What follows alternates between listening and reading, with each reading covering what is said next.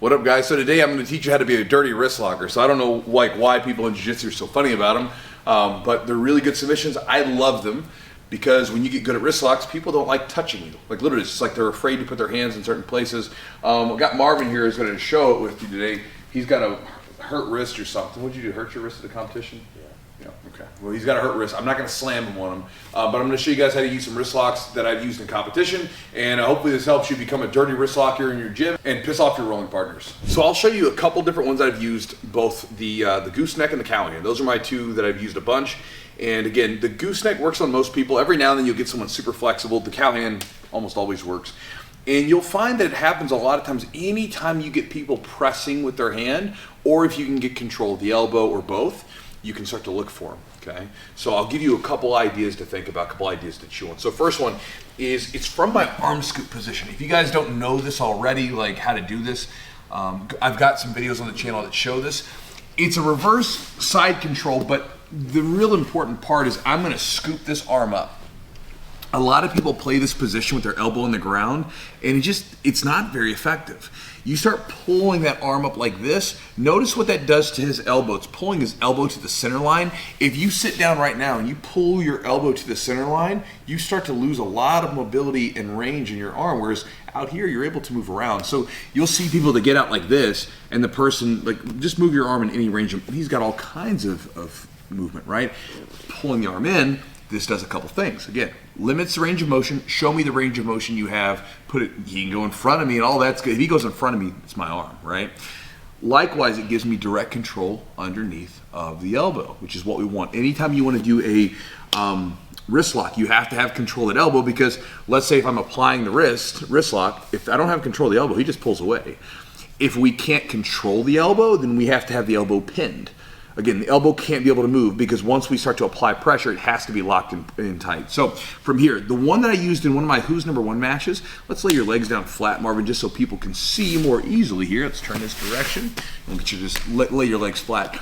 Is scooping the arm up here.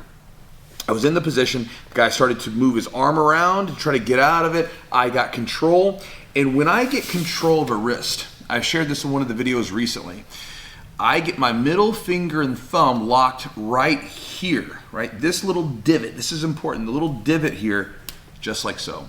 What this does is, one, this allows me to have almost a completely closed grip around his wrist, because this is the smallest part, whereas if I go up just an inch or so to his forearm, it starts to get thicker. I can't grab his hand over top like that, but right there, smallest part, I can get a pretty good grip. So it does that, it gives me better control, but it also allows me to feel for weakness. So for instance, if I don't feel like this person's wrist is held in tight and sort of taut, then I can simply shove this down. And I've done this so many times, right? I can just get here, push it down, and once the wrist is down, I will focus my push towards the knuckles.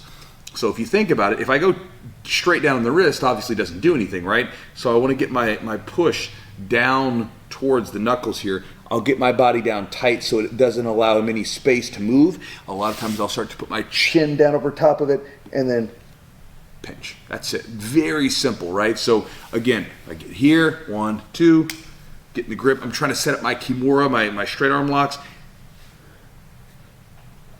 There's a wrist lock. Super simple. And you can do that from reverse half guard, you can do this from reverse side control, so forth.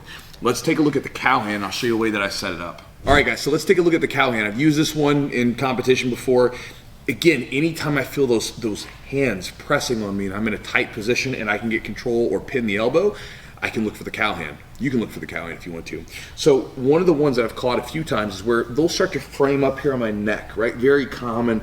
Can give you some trouble if you don't stop it, right? Because if, Marvin's a pretty strong guy, so if I'm just trying to fight in, this can be tough. So what I'll do is I'll push down just a little bit, adjust, and what I'm looking to do is get the point that I'm going to be pressing over right over top of the callousy part of his hands here. He's been lifting weights, so he's got these nice calloused hands, and I'm going to be pushing over, right?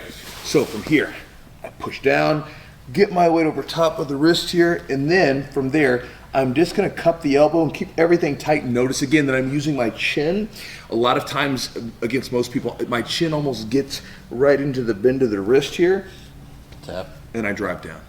So again, we're driving over. So it's not straight down into the wrist, but you're trying to go over top towards the fingertips.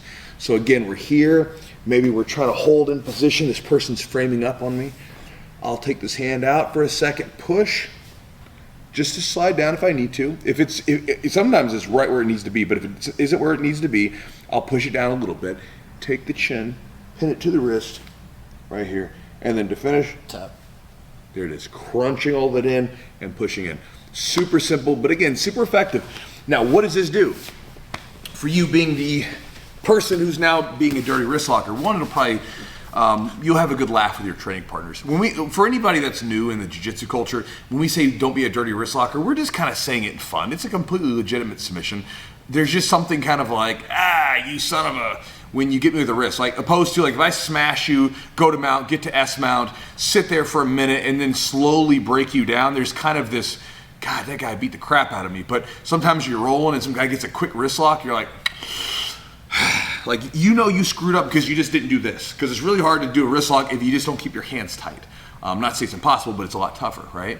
So when someone catches you in one of those things, it's kind of a bummer. Now, that said, what does this do for you? Well, aside from having that laugh with your training partners, what it also does is it gets people to be cautious about touching you, right?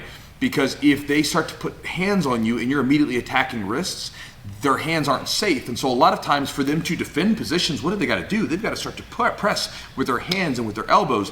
And if every time they do that, you're already looking for a submission, a lot of times it makes them sort of think twice. And if you can get a person to think twice about and hesitate to use their defense, my friend, that's a beautiful weapon for you, right? Even if you don't use the wrist lock at that time, if you even start to attack it and they all of a sudden don't use it, very effective. Reminds me of the same thing like guard passing and leg locks, right? So for instance, lay down real quick, Marvin.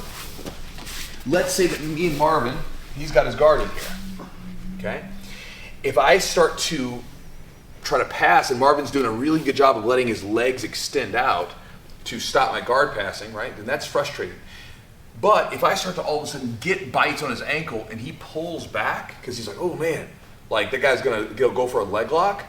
When I start to pass, he's a little bit more apprehensive, a little bit more hesitant to reach out with his feet, right? And so you can use it in that same sense where you can make people hesitant to do something they should be doing that is the right move, but again, you have an option for it that could be bad for them. So anyway, hopefully that helps you guys out. I like wrist locks, like sharing them, so hopefully you guys can put that to use.